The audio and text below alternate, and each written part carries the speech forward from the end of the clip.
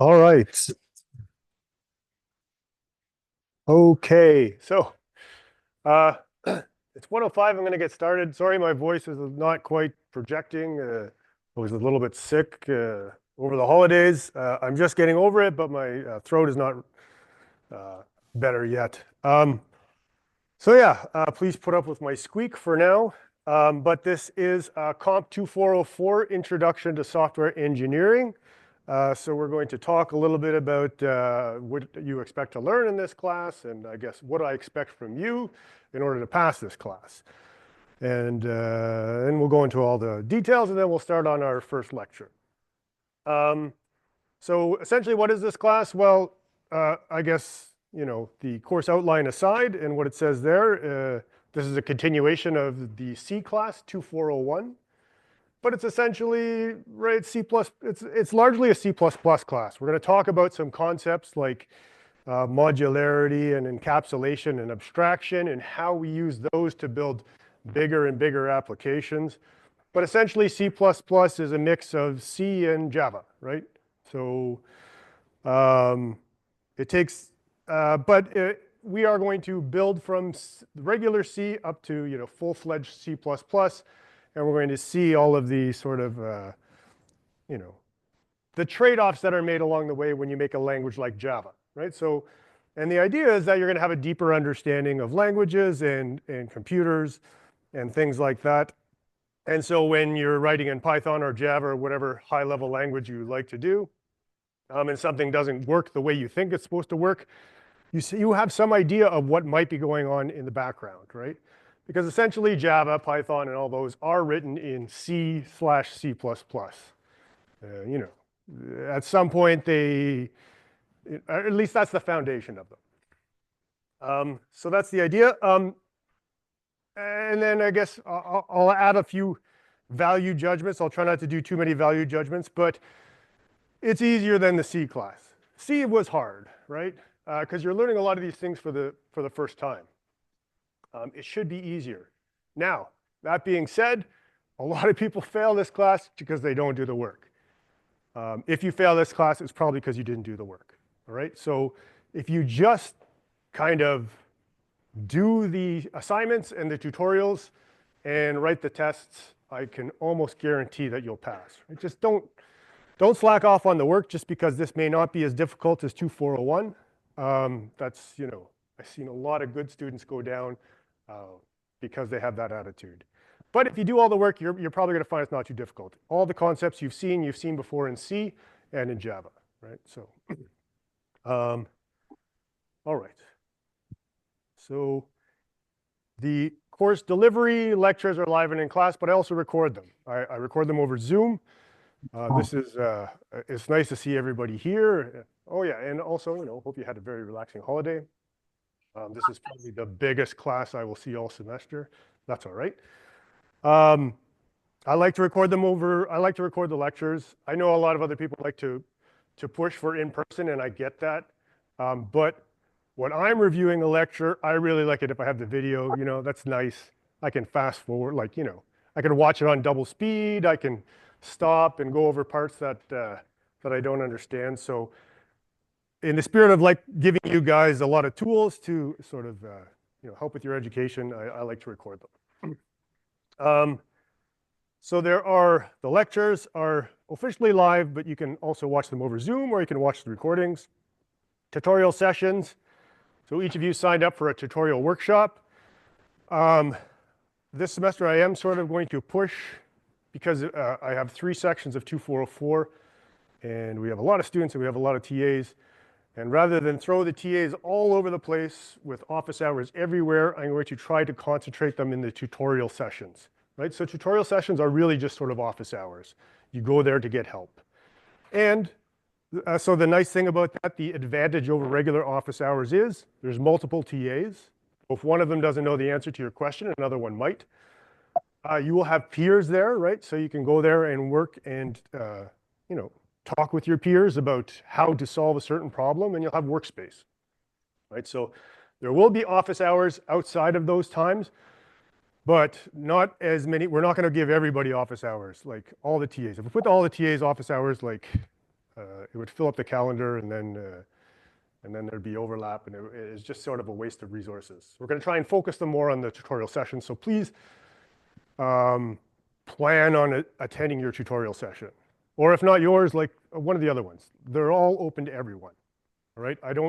We have not had trouble with too many people in the past, and I don't expect it to start this semester. So, tutorials are weekly programming assignments to be completed and submitted to Gradescope. So Gradescope, we're going to use that for a few things this semester. One is that it will auto-grade these small programming assignments. Okay, so you just submit it, you get a mark back. You can submit as many times as you like, and as long as you get something in by the deadline, then you'll get that mark. Right? And that's nice. I like that because then nobody's surprised by their mark, which I really like. I like it. When you're submitting an assignment or a tutorial, you should know what your mark is going to be, right? You should not be surprised when you get a bad mark back. First tutorial is not up yet because of the internet problems we had. So I expect it'll be up today. I just have to post it. I have to read it over to make sure that it's completely up to date and then post it. Assignments will be programmed using C++ and uploaded to Gradescope or Brightspace. Generally speaking, for the assignments, parts of it are auto-graded with a script that you can run on your computer so you can see your grade, and then other parts will be inspected by the TAs, right? So to see if it works the way we want it to work, we use the auto-grading, and to see that you did it correctly, right? Like you sort of followed the instructions that we set out for you, or the limitations, that's done by the TA. TA office hours, yeah, posted once they're finalized. There will be a forum on Brightspace, and that is all officially that I host. Some of you will probably want a Discord, or at least that's what's been happening in the past. If somebody wants to start a student-run Discord, I'm happy to post the link on Brightspace. Discord's great because, you know, you can kind of chatter among your peers. I don't like it from a professional standpoint because of all the chatter, right?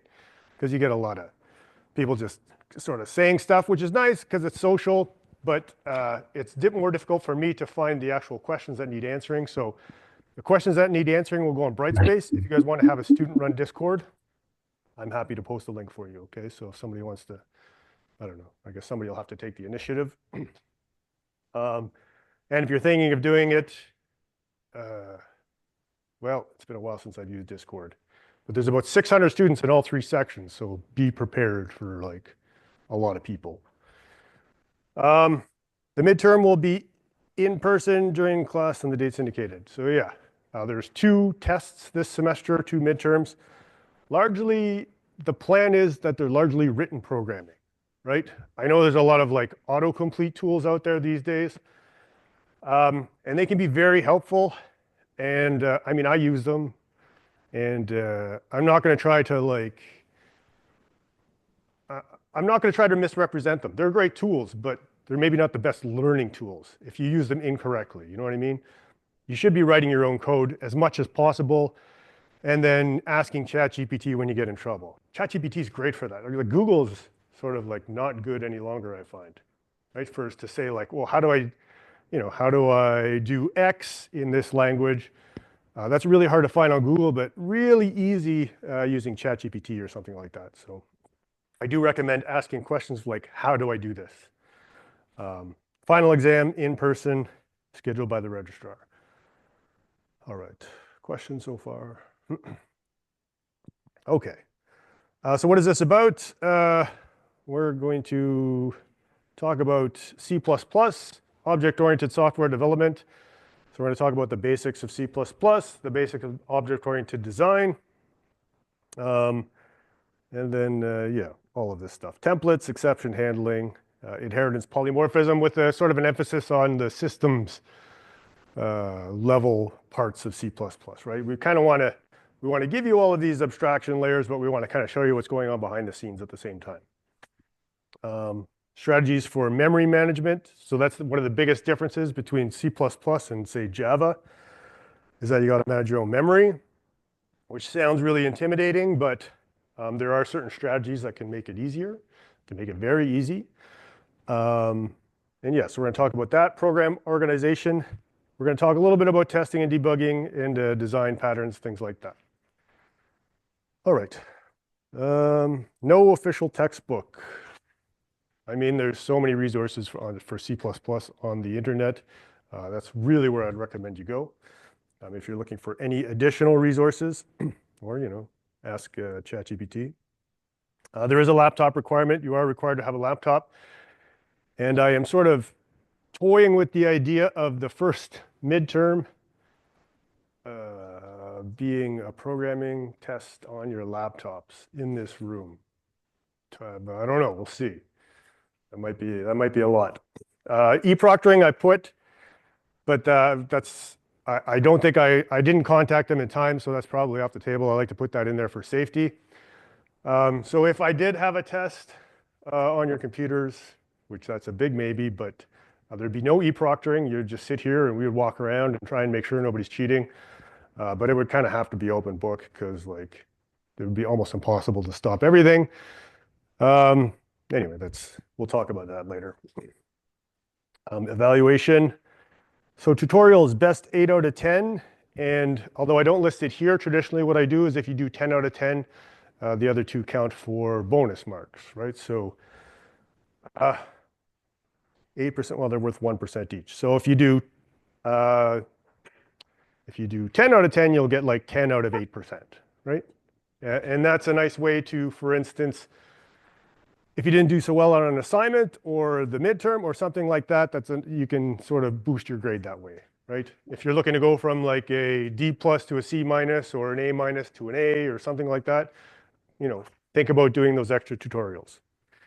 The assignments, I like the idea of dropping an assignment, but I don't like the idea of like a student can just ignore 1/4 of the course material. So what I do instead is I rank the lowest assignment, I weight it less. So that it doesn't have a huge impact on your mark, but you're still motivated to do all the assignments, right? And you can kind of mess one up and it won't be too bad. 2 midterms, 12% each, and a final exam worth 30. Again, these two, the emphasis is going to be on written programming, a lot of it. Okay, the final exam, that's a little bit more difficult to do because there's 600 people. And although I can and have marked 600 exams, written exams, I don't necessarily like to do it. So the final might be more multiple choice, but the 2 midterms definitely expect you to do some handwritten programming, right? So that means that if you're using like autocomplete all the time, you're going to find the written tests difficult. Yes. It is not possible to write the tests remotely, okay? Even if we do them on the computers. I mean, you can write it, there's a way you can write it somewhere else if you're out of town where somebody monitors you, like in person. You have to pay like $100 for that or something, but there is no just e-proctoring. I expect everybody to show up to write these things. Tutorials are mandatory, no exceptions. Assignments are mandatory. Late assignments are never accepted, all right? So it's kind of a hard line, but I think it's a fair one because what I used to do is I used to make the assignments due on a Friday night, and then you would have until Sunday to submit them late, right? So you'd lose 10% per day. And that worked, but then I figured, well, you guys are second year at least. And I mean, it really is just a question of time management, right? So start 2 days earlier. And then I just deduct nothing, right? So you can kind of think of it as they're due on Friday, but I give you a 2-day extension automatically for free, no deductions, right? So just manage your time better and get your assignments in. And I get it, sometimes you don't do a great job, but just submit something by the deadline. Make sure all your grades are correct within 2 weeks of the date, or 2 weeks, I guess. Collaboration policy, collaborating allowed for tests, obviously. Assignments and tutorials, yes, absolutely. Talk to your peers. Figure out, oh, how did you do this? You know what I mean? I don't want to. No, we shouldn't be working in isolation talking to no one about how to solve these problems. That's not really realistic. That's not how you would do things in the real world. So yeah, ask people for help. The exact limitation and expectations of AI. I mean, there's no, again, let's, you know, I mean, there's no way for me to know if you use AI. There's just, unless your assignment says like this was done by a large language model, then there's no way. So just try and use it wisely, right? Again, remember your tests are going to be written programming. And even the final will probably have some written programming on it. And if you just use like autocomplete, that's going to be really hard to do. So yeah. If you're unsure, just ask. But sharing assignment or quiz specifications or posting them online, always academic misconduct. Okay, so please don't do any of that. Late assignments not accepted, technical exemptions, missed assignments, yeah.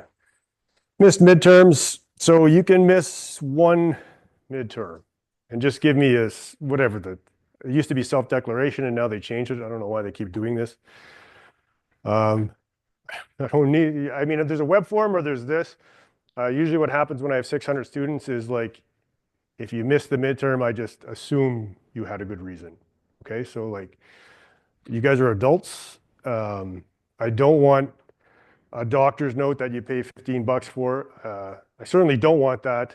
I don't even really need the self-declaration, but send it in if you feel better about it, or fill in the web form or whatever it is. But generally speaking, what I do is just everybody gets the same. You missed it, okay, I assume you had a good reason.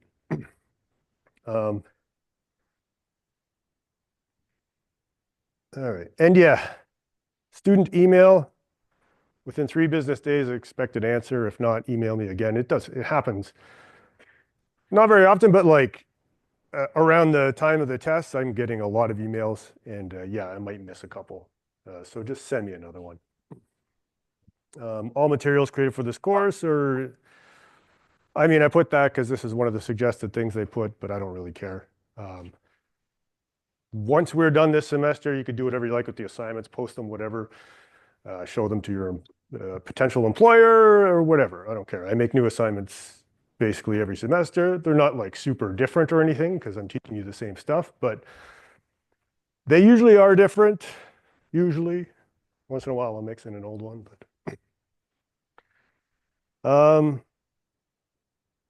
computer labs.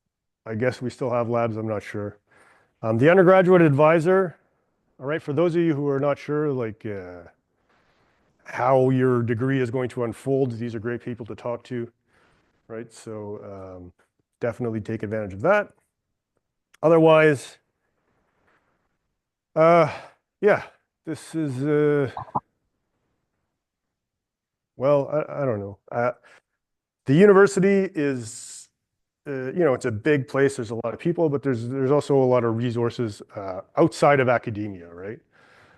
So for anybody who is like feeling like they're in trouble or they need something or other, there are lots of resources here, and I encourage you to use them.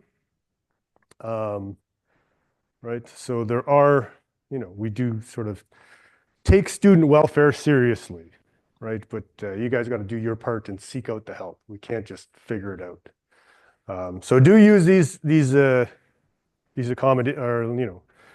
these resources. There's sort of this is a half complete list here. There are more complete lists. If you are interested in them, you can come see me and I can find the rest of them.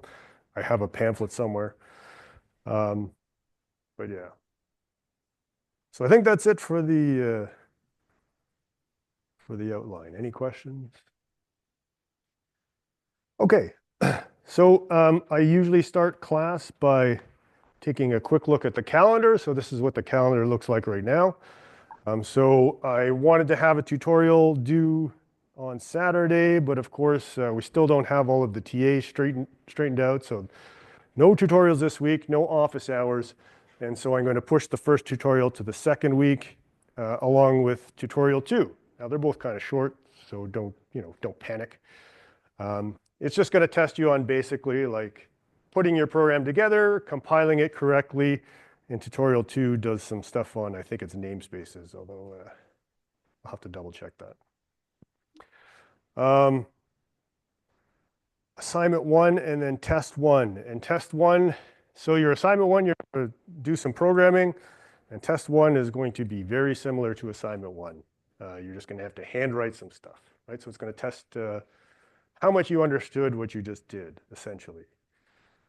And I think that's going to be, I haven't written it yet, but I think that's going to be the main part of it. And it might even be half a class or something. I'm really interested in you guys writing down some code. The break, so there's 4 assignments and 2 tests. And test 2, again, well, we'll see how test 1 went, but the idea, at least at this point, is the same thing, handwritten code, based largely on, well, in this case would be assignment 3. But for this week, nothing due, although I'm going to release tutorial 1 this afternoon, and you should try and get started on it. It's just some very, very basic stuff about how we structure and compile our programs, and you submit it to Gradescope, and it'll be auto-graded, and yeah, you guys will get experience with all of that stuff. All right, questions? Okay. Right, the VM. So yeah, let's talk about how we're going to program in C++. Well, actually, that'll be part of the introduction. But which VM? You can use basically any VM, almost. I mean, if the VM for 2401, definitely.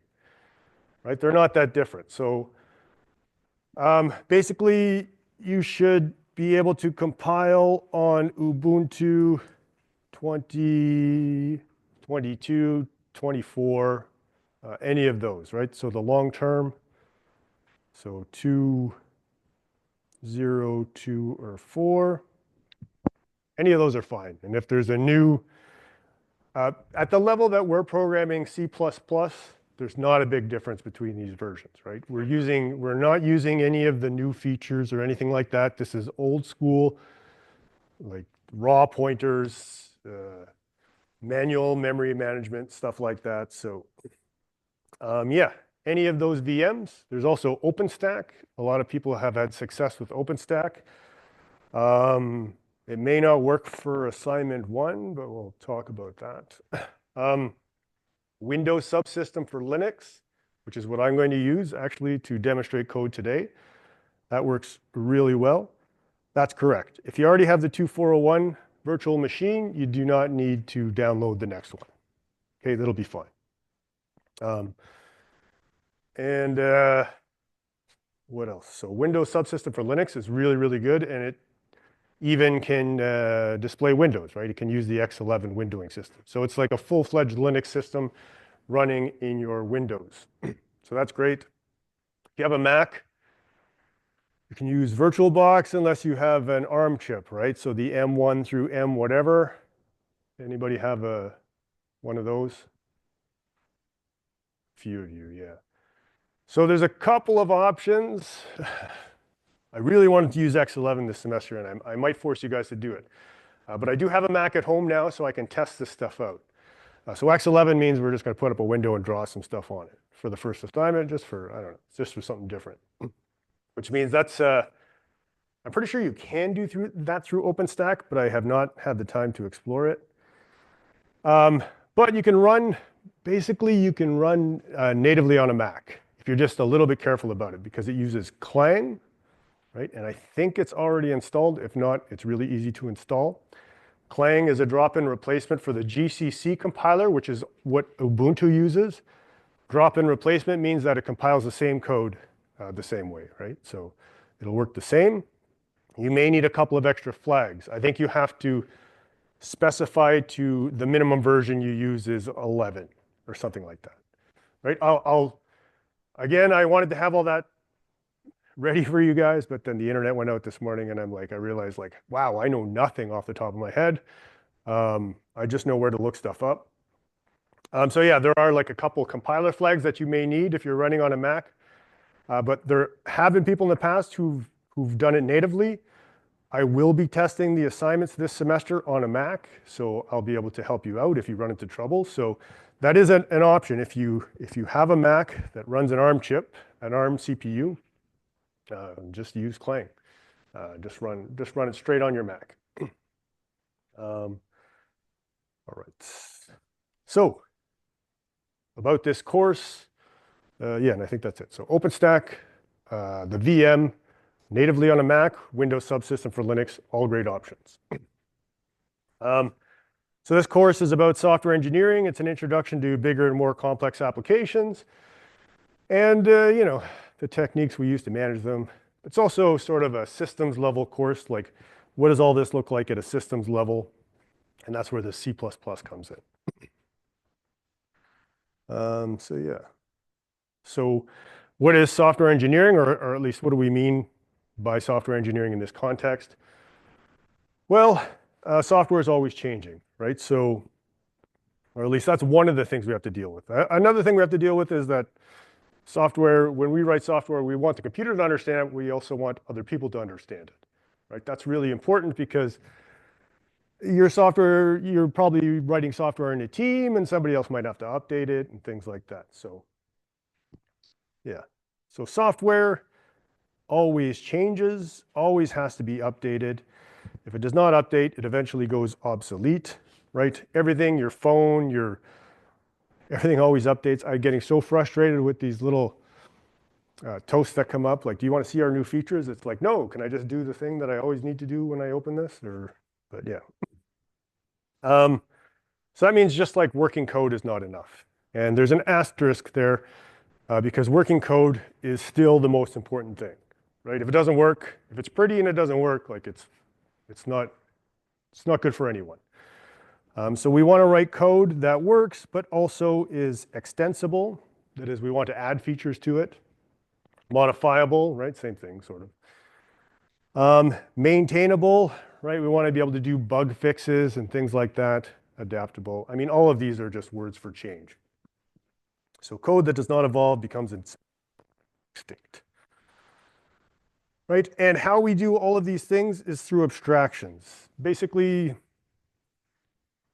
in some sense, API layers, right? So we're going to talk a little bit more about that as we go. One of the things this is a course in is it's object-oriented programming, but why do we care about object-oriented programming? What is it good at? Well, it's good at sort of defining an interface, right? That's what it's good at, because I can make all these things private, and I can give you these public functions and say, like, just use them. Here's how you use them. And then now I have a separation between the code that you can modify and the code that I can modify. And that's important because, you know, your team is working over there and my team is working over here. And right, if I write code that looks directly at your implementation and you change your implementation, then my code breaks. So that's what we're trying to avoid. So we get these fixed API layers, and then behind the fixed API layers, we can do whatever we want. This might make more sense later. It's important to remember, poorly designed, correct code is superior to well-designed code that is incorrect, right? And that applies to the stuff that you submit in this class. I would rather you break a few rules and submit something that runs than not break any rules and submit something that doesn't. Right, so whatever, I couldn't figure out how to do it the way you wanted it, but at least I got something running, that will get you marks. Okay, if nothing runs, you won't get that many marks. And that's especially important for things like ChatGPT, because ChatGPT will spit out a lot of pretty code that looks pretty close to what it's supposed to be, but doesn't run, right? So I don't want to give marks for that stuff. So make sure your code runs. It is easier to fix design than fix correctness, and you can always, you know, there's actually a whole process to, it's called refactoring, where we take code that sort of has a poor design and we keep the same functionality, but we improve the design. And yeah, you cannot ship code that does not run. So how do we make sure that, you know, our code keeps running and is well designed and all of this stuff? Well, certain established practices help with this. So testing, So unit integration systems, ensure correctness. So it is really difficult. I mean, it's not difficult, but it's a lot more work, right? So I can write tests. I can give you assignment. I can write tests for an assignment, which is traditionally what I do, and those tests determine your mark, right? So you pass the test, you get all the marks. I can write tests for tests that you write, but now that's a little more complicated.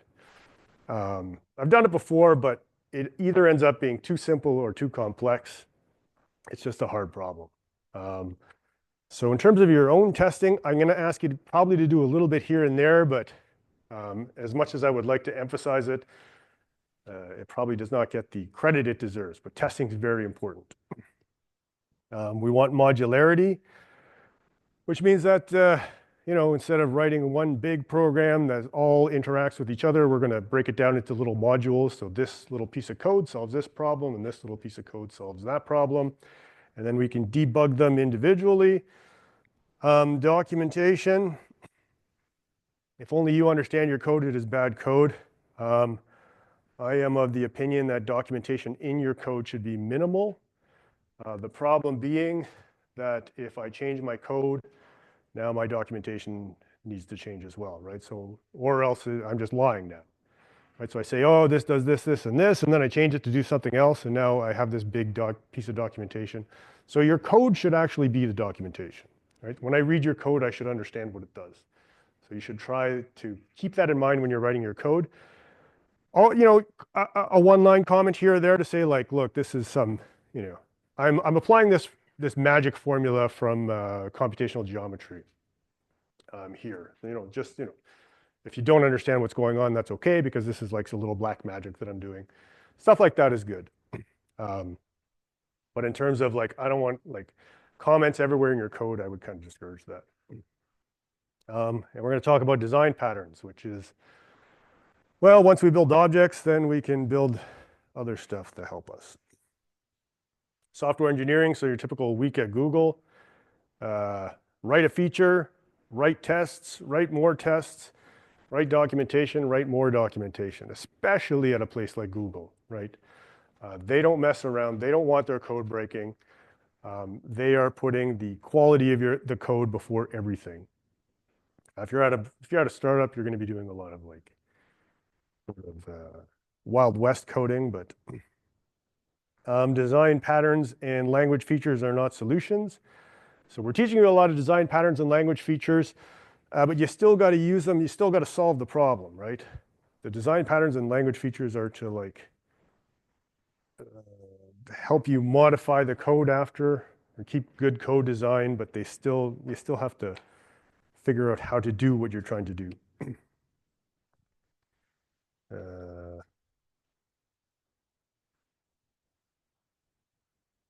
All right, so yeah, we're going to take C, we're going to add some abstractions to it. So in particular classes, but also templates, operator overloading. And one of the ideas is you're going to gain insight into other languages, right? So Java and Python are essentially written in C, and or at least partially written in C. And so Java and Python are meant to be easier languages, higher level languages. And what decisions did they make when they made these languages, right? They both thought that memory management was too tough for the average programmer. But on top of that, what else did they think? All right, so C++ used to be called C with classes. The philosophy is you should be able to do anything, right? That is literally the committee that decides what C++, how it should evolve. That is their motto, right? You should be able to do anything. It's also, that's not their only motto, but they don't want to stop you from doing anything. They don't, like Java, there's certain things you can't do. But in C++, they whenever possible, they do not restrict you. So what do we do with C and C++? Well, some popular uses. So AAA gaming. Basically anywhere where you could use Java to write the code, but now you want it to be fast, like really fast. So AAA gaming is a big one because games push your machine to the limit. Unreal Engine uses C++. It also has a lot of industrial applications. And almost all game engines are written in C++. GPU programming, if you're interested in that sort of stuff, this is all low-level stuff, right? It pays very well, especially in NVIDIA. So CUDA is based on C++. Device drivers, so Ford and likely other companies, but Ford for sure, they write their sensor software in C++, right? So stuff like const and things like that, they expect you to know. And basically anywhere that performance matters, any big enough system has some layer of C and C++ somewhere that is like really driving performance. All right. I'm just getting tired of I'm going to skip some of this stuff. It's not super important. This is just comparing Java, C, and C++. So what tools are we going to use in this class? The Linux operating system, right? Or, use your Mac. I'm expecting it'll work. And I'll be testing it myself. So Linux or the Mac. Linux is based on Unix, developed by Ken Thompson and Dennis Ritchie. Macs is Unix compliant, so they are roughly sort of, they're based on the same idea. I mean, Mac OS is, it's got a different type of kernel, but Linux is modular, can be easily extended. Why is it more, we'll get into that later in the course. It's open source, it's free, you can modify any part of it. It's designed for simplicity rather than being user-friendly, though of course Ubuntu is like very user-friendly. So yeah, Unix is simple, it just takes a genius to understand its simplicity. Unix was not designed to stop its users from doing stupid things, as that would also stop them from doing clever things. That also, I like that quote because it also applies to C and C++, right? There's many ways to like hurt yourself with C and C++. If you use it correctly, though, they're very, very good tools. We're also going to be using shells. We want to compile and run from the command line, essentially. Similar to Windows command line. So yeah, it's just a window into your operating system. You can look through file systems, execute programs, look cool, right? I mean, there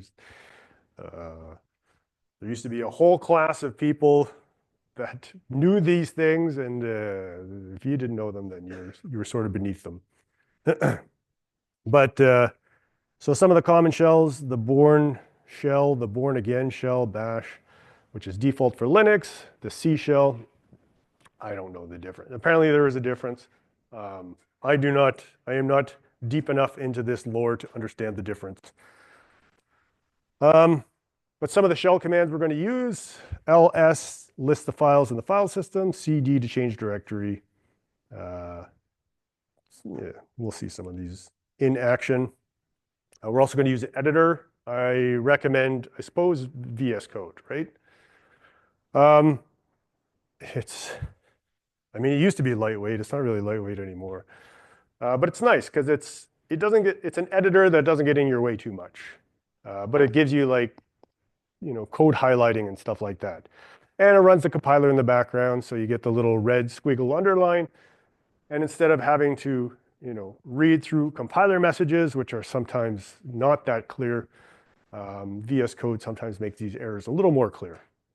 All right, so that's what I'd recommend. You're free to use whatever you like, though.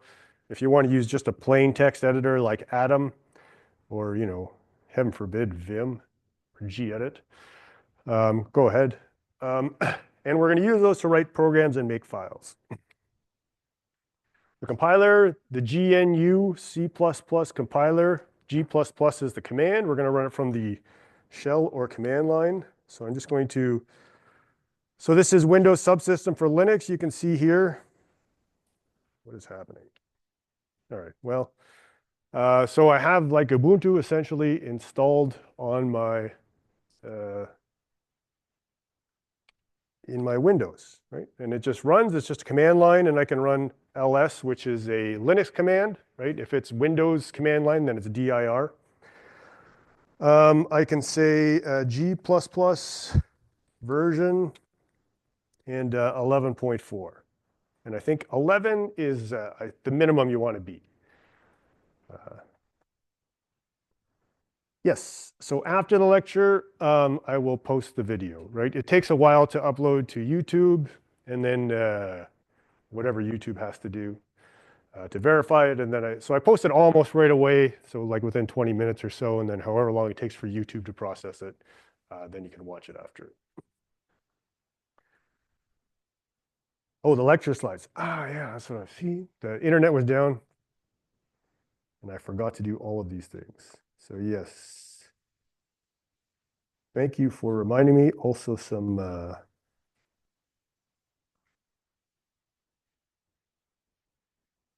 right, well.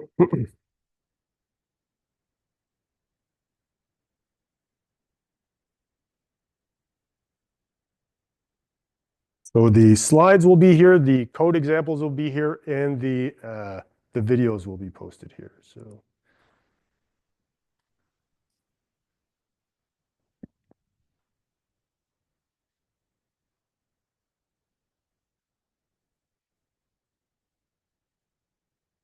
All right. And I'll get the code to you later. The code this class will be very simple. You can just write it yourself, but I will post it after. All right. All right. So yeah, and as I mentioned, like any version of Ubuntu 20 and above probably runs something that is sufficient, right? So this is Ubuntu 2.4.04 or something. It runs G++ version 13.3. Just make sure it's at least 11, okay? Especially if you're on a Mac with an ARM chip, I think that's the minimum you need for all the features that we're going to use. Basically, that is enough to use list initialization, which is, well, you'll see. Yeah, so this is the stuff that we talked about earlier. If you're using Windows, you can use Windows Subsystem for Linux, which is what I'm using. And if you're using the Mac, I will get you some instructions for how to, for the proper commands in order to run your assignments on a Mac. And all right. So let's get to some coding. First of all, any questions? All right. So we're going to do, of course, we're going to start with our Hello World program. I'm going to use VS Code. Oh, I don't want to do that. All right, well, this one empty. Yeah, all right, we'll start here. Okay, so I have, name this. So usually these are called .cpp files. We're going to use .cc. I'm not sure why exactly. Christine likes .cc, and I think it's nice because you know, it shows that you've made it specially for this class, I suppose. But we're going to write a C++ program, and we're going to write hello world to the console. To do that, we will, of course, need some input-output stream libraries. And I'm going to do something else. I'm going to say using namespace standard. So that's a little weird. So we're going to talk about namespaces coming up. I'll explain what this means in a second. And then I'm going to write my main function, int main or void main, whatever you like. Main is where our programs start executing. And then I'm going to use the standard output, which is cout. I'm going to use the stream insertion operator, right? This just means standard output is, well, right now it's the console. So I'm going to say, take this string and send it, print it out to the console. So this will say, hello world.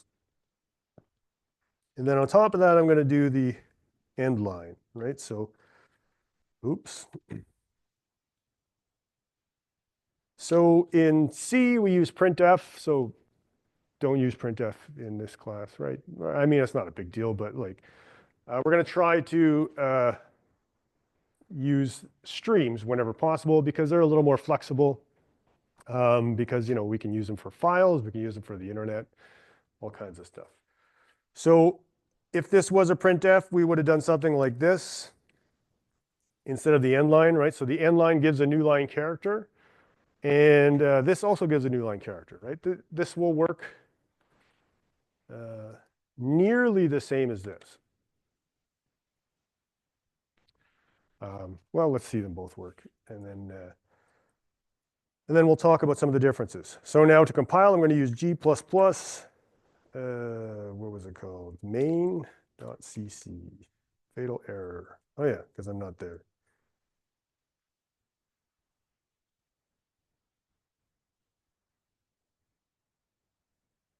Oh.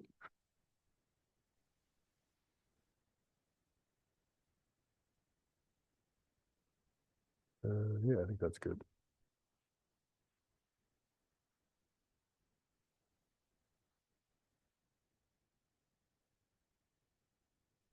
And introduction.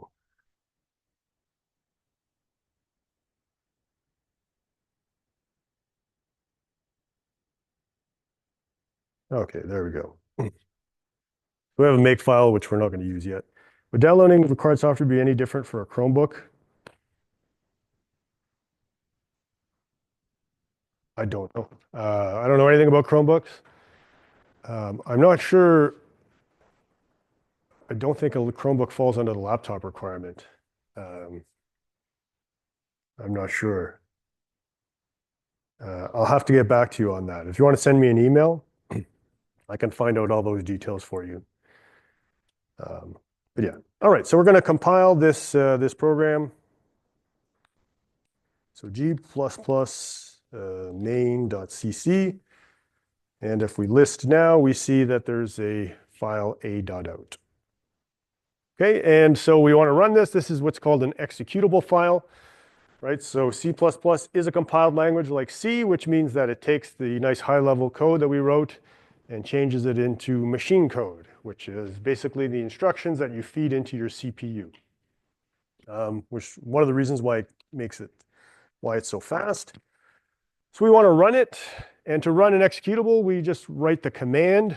However, in general, when I write a command, it does not look in the current directory, right? So when I write a command, it's going to look where all the path environment variables point to. There's a bunch of folders listed in our path environment variable. And within those folders, if it finds the command that I wrote, it will execute it. So what I'm going to tell it here is that if I just did this, it would say command not found. But I'm going to say, well, look in the current directory, a.out, and it says hello world. And then it can find the command. So when we run our programs, it's going to be / whatever the command is. Questions? Okay. A.out, that's sort of weird, right? Why do we have this weird name? So let's say I want to remove A.out. Now it's gone, and it's gone for good. All right. Be very careful with this remove command in a Linux system and probably on a Mac. It does not go to the recycling bin, right? It's gone. I accidentally at one time removed a whole bunch of stuff. Luckily, I had a sort of a not too bad version that I could rebuild from, but yeah, if you remove, it's gone. I looked up ways to get it back. You can't. Discord. Oh, right on. All right, I'll post that after class. All right, so I want to actually name my file. So I'm going to use -o for output. Call that main, and then main.cc is the file we're compiling. When I list now, I can see that there's a main, and it says hello world. All right. So one thing I mentioned is that I put the new line here, and that's okay. But there's also, I can use this end line. And if I, compile and run again, I get the same thing. Don't worry about it. For some reason, my Windows subsystem for Linux has some weird thing where it remembers characters that aren't there, but so hello world works exactly the same. Well, not quite exactly. So what this does is it runs a new line character, but it also flushes the output buffer, which just the plain new line character doesn't always do, which means that this is less efficient, but better for debugging, right? So if I do this, this means it's going to flush the buffer every single time it sees this, which is not efficient. But if I happen to be running my program and I do this, and I have a piece of code down here that causes a crash, well, then what happens is that this might not get printed out. And then when I'm trying to figure out where the crash happened, it's a lot more difficult, right? Because it actually did reach this line, but I have no way of knowing because this is still on the input or the output buffer, right? So if I do instead, if I use end line, now again, if you're writing performant code, this is not a great idea, but if you're trying to debug your code, this is a fantastic idea because now this will always print, and then if this crashes, I will know exactly where the crash happened, right? So I recommend for your code to use end line, and right, so every time I output, I should use the end line, and if you want some extra formatting, you can always do this. But yeah, the other thing is this using namespace standard. So sort of like packages in Java, we have sort of a naming convention in C++ where we can fully qualify a name, right? So if I took this out, well, all of a sudden the compiler is not happy with me. It says, I don't know what this cout fella is, and I don't know what endline is. That's because both of these are from the standard namespace, which means that we're going to take namespaces in a little more detail later, but if I put standard : : now it says, oh, I'm going to look in the standard namespace for this cout character, and here as well. All right, so that's the recommended way to do things. Scoping in the standard namespace is generally speaking not recommended. We're going to do it just to make our lives easier. Right, that means we don't have to scope these in. Now this will still run. Right, it doesn't care if I scope it in. But I don't have to. All right, questions so far? How are we doing for time? All right. Okay, so let's do a little something else. We're going to talk a little bit about, well, how this compiles. Let's say now I want to make a second function and call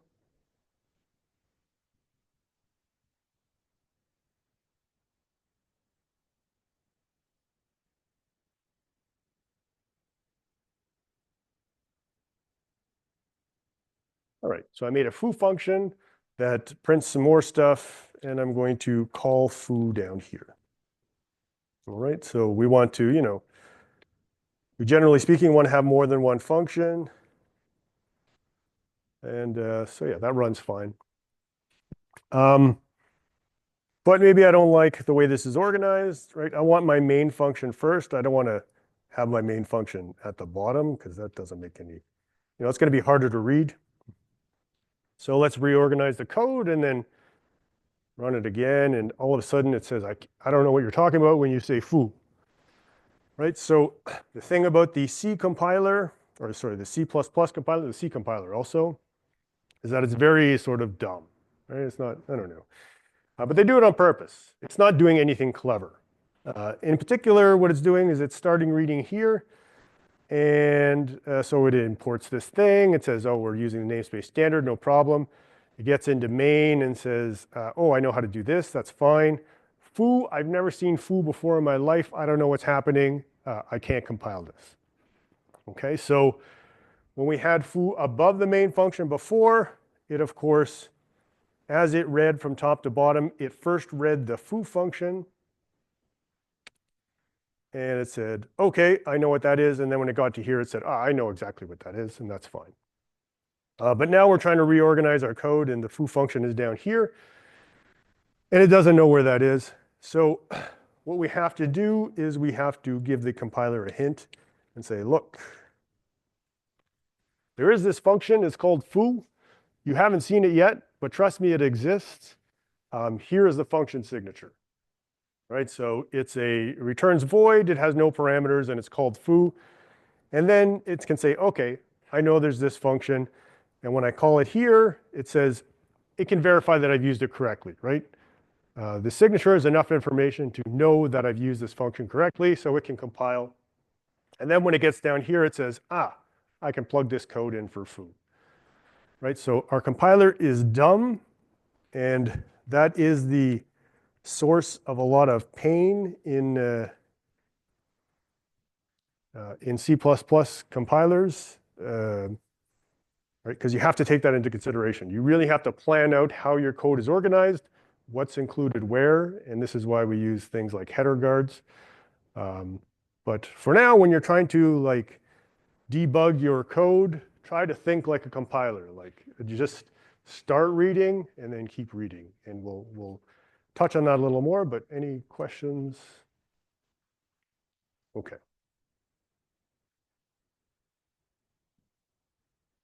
All right, so what are we doing? We are writing source code. We are compiling it into an executable, which is a bunch of machine code that feeds into the CPU and runs. And then we get our program. And we saw how we can separate our program into separate functions. Our programs are going to get bigger and bigger. We're going to have separate classes. And what we're going to do basically, essentially, is we're going to compile each of our classes separately into what's called an object file. And then we're going to link those object files together. Okay? So what is an object file? Well, let's go back to our program. So maybe I want my foo function to be in another file, right? So let's get rid of this.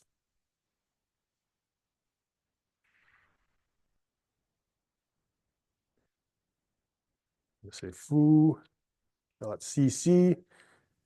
and I'm going to put this now. Now the compiler's not happy with me because in this file, I have not scoped in the standard namespace, right? But let's just forget about that for 1 second. And it doesn't know what foo is. So one of the things I can do at this point is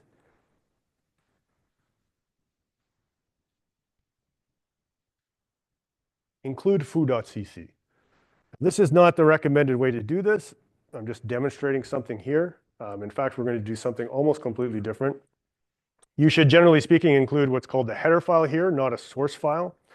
But this will work, just so you know. Again, if you're having trouble with compiling, and I mean, you could do this, and your code will run, and you might lose a couple marks, but you won't lose everything. And if I go back to my foo.cc, well, sometimes the compiler is a little slow. But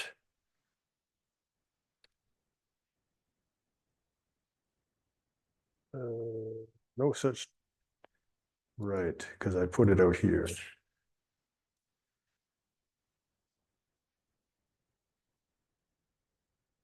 All right, and now we can see those errors have gone away because the Visual Studio Code is smart enough to sort of put all these things together.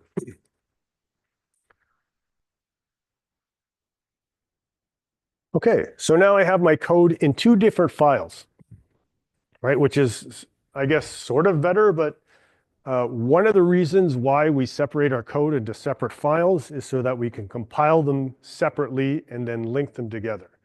And what that does, and now it's not going to matter for our programs. Our programs are very small.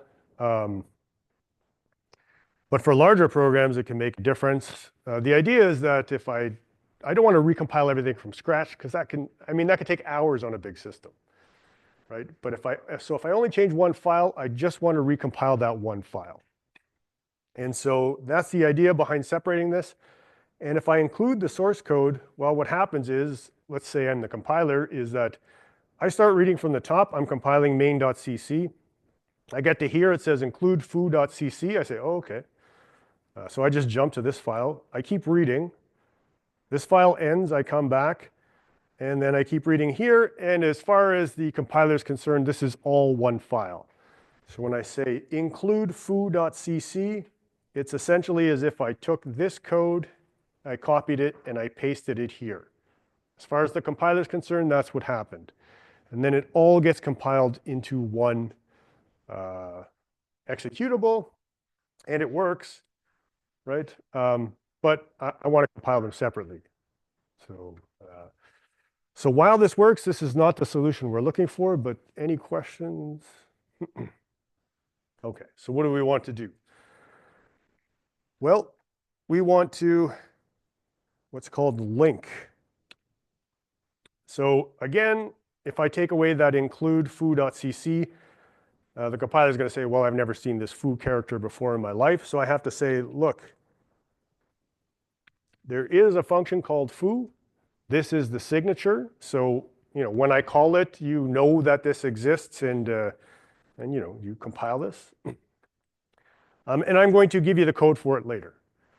Right? So it's going to compile this main into what's called an object file, which is a machine code, the same as before, but it's not an executable because some code is missing. And the code for the foo function is missing. And so what we want to do is compile the foo.cc separately and the main.cc separately, and then we want to link those together, which is basically when I call this function, it's going to jump to some place in memory, and it's just going to fill in that memory location. Okay, so all right, so what I want to do is I want to compile G++-C for object file, foo.cc. Of course, I'm trying to compile foo.cc separately from main.cc. However, now that I'm not directly compiling them together, I don't have, the compiler doesn't know what this is, right? So when I did it before, and the compiler started reading from here, and then I said include foo.cc, well, it had already read these two things. But now that I'm compiling it separately, it did not read those two things, so I have to include them as well. Right? And now this is like a standalone unit. It's just a function. It doesn't have a main function. I can't run it, but I have everything I need here to compile. Right? So I can say -c foo.cc, and then you can see I have a foo.o here. Right? And this is called an object file. It's essentially the same as an executable. It's machine code, but you can't execute it. Right? There's a special flag that needs to be set, but also there's no main function. And if in the other one we have a main function, right? I can compile. I can do the same thing for main.cc. And now when I list, I also have a main.o. So now I have two object files. These are machine code. The foo function doesn't have a main function. The code with the main function does not have the code for the foo function. So when I link them together, the compiler is going to put all of that together and give me an executable.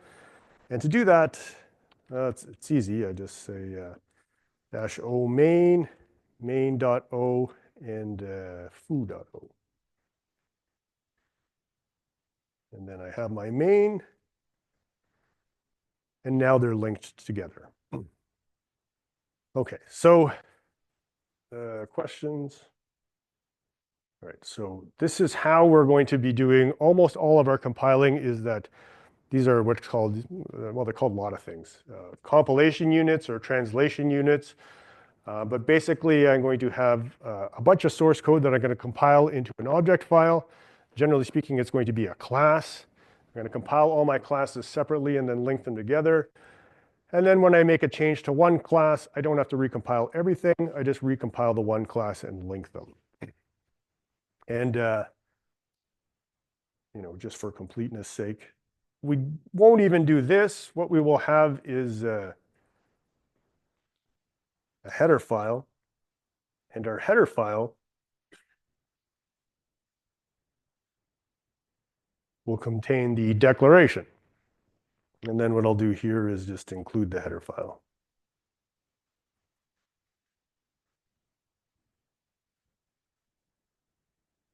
right? So include foo.h. So when I'm the compiler, I start reading here. I get to include foo.h. I read it. This is a function definition. I come back here. I see the function definition, so I can compile this into an object file, but it's not an executable yet until I link it.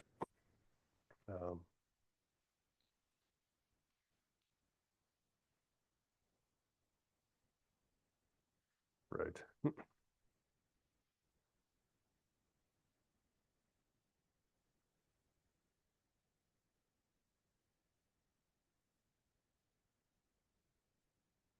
All right.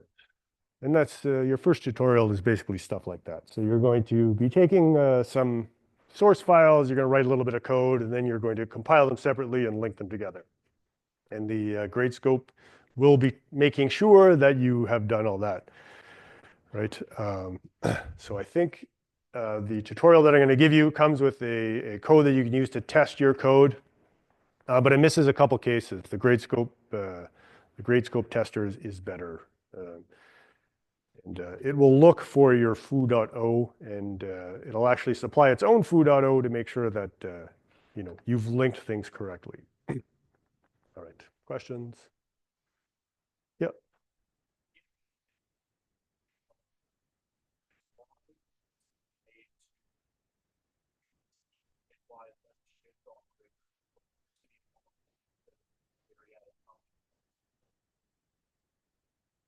Yeah, so this is not a, this is a, oh, you mean in terms of a language decision? Yeah, that's a good question. Because it was made a long time ago and they didn't have the foresight to see everything that was going to happen. I mean, that's my best guess. That's a very good question, though.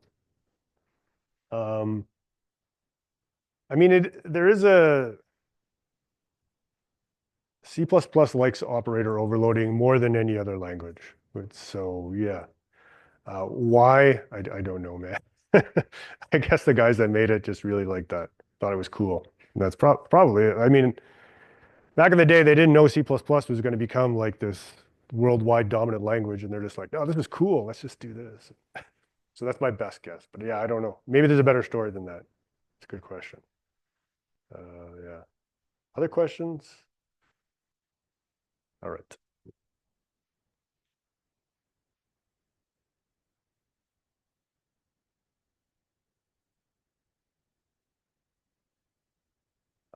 Yeah, you can. Um, this, I believe, does the same thing. And then, here, let's try it.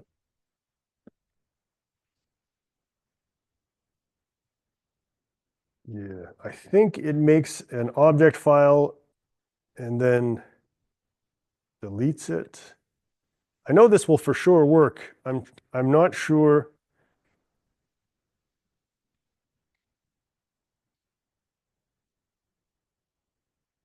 Right. So yeah, that for sure works. I believe, I would have to confirm, but I believe what this does is that it does everything that we just said, right? So it makes these into two object files, it links them together, and then it deletes the object files after. It doesn't make them directly because these aren't deleted, but it makes like some, temp weird file name thing.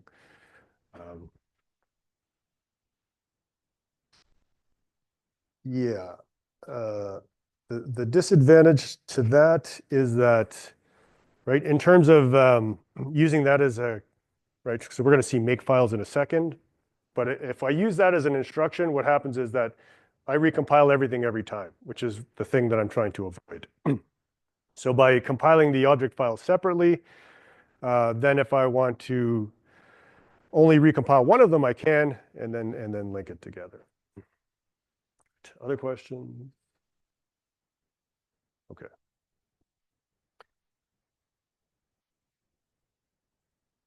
All right, so program building is translating source code into machine code, and then so machine, source code or machine code or whatever is, source code is instructions written in a high-level language resembling English. And machine code is something that can be directly used by your CPU. And it's unfortunate we don't really have a class anymore that shows you how to build a CPU, right? It's actually not that hard in terms of, conceptually it's not that hard. I'm sure well, you could probably do it on a breadboard if you're really ambitious enough. Program building is the making of an executable for one or more source files.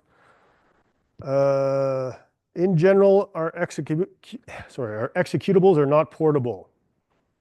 Generally speaking, because, well, the architecture might be different. However, when I compile to these machine language instructions, there's generally speaking some system calls in there. And those system calls depend on your operating system, right? So if I compile on one operating system, it won't be able to run on a different operating system.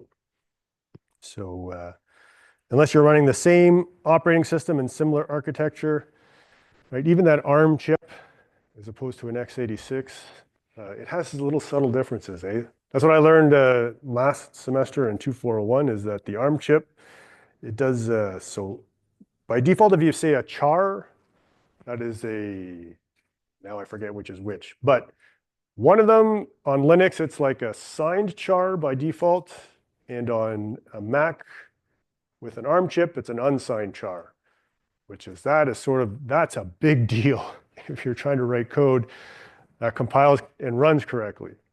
So you have to be very careful with stuff like that.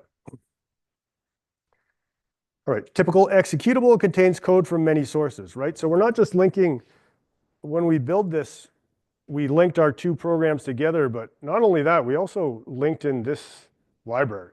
It happened automatically for us in the background, but we included it, and then the compiler linked it in for us.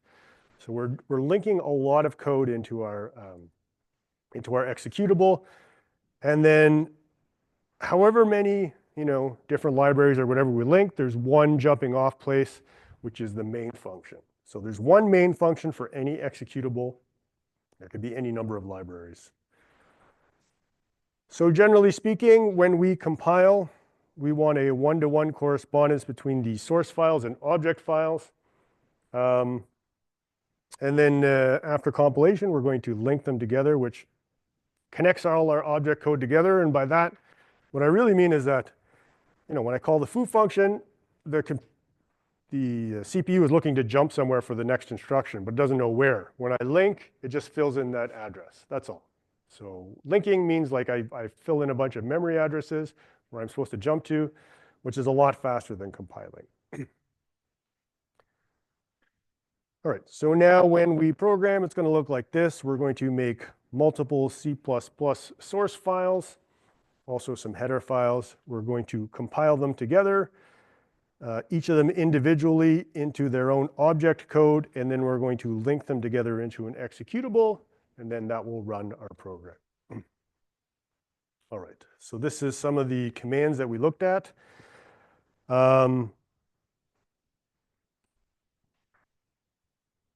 We got like a few minutes left, so we'll pile those commands now into a make file, right? So right now we only have two different files that we want to compile and link together. We have our main.o and our foo.o, but there could be multiple of these files, like so many, right? So ours, we'll generally have 9 or 10 classes per assignment at least, with maybe a couple others just for testing and stuff like that.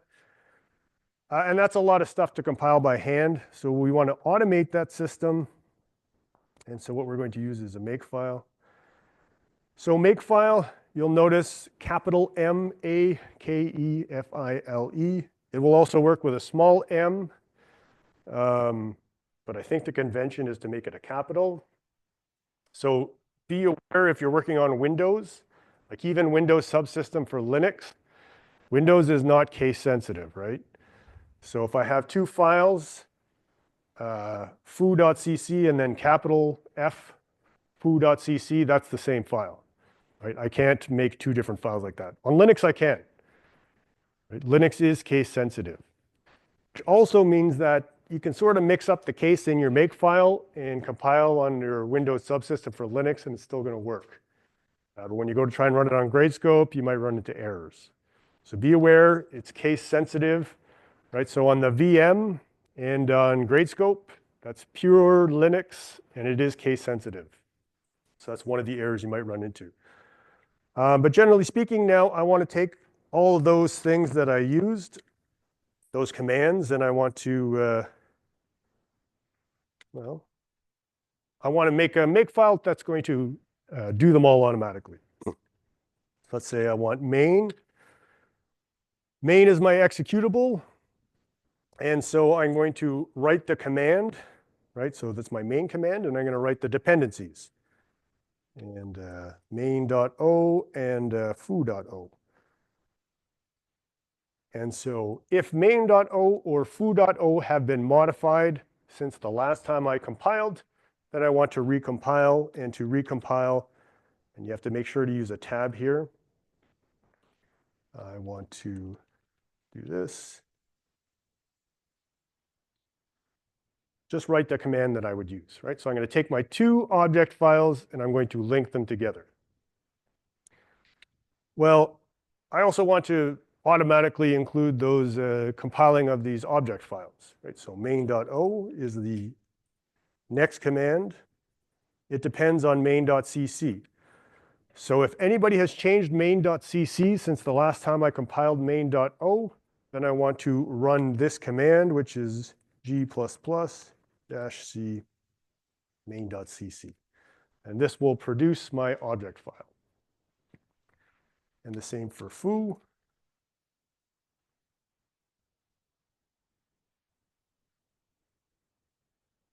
Depends on foo.cc. And if that has been changed since the last time I compiled, then I want to run this command. And so put all together, this is enough to be able to make my program. And so what the main, or what a makefile does is, well, I can use it just to run these commands, right? That's fine. I can rerun each of these from scratch every single time, but this actually does something different. This checks to see the last time these were modified.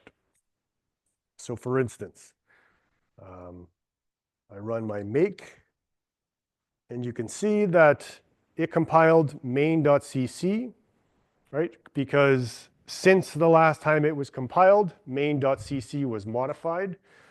And then that gave me a new main.o. And so since main.o was modified since the last time main was compiled, it also recompiled this. But what it didn't do is it didn't recompile this one.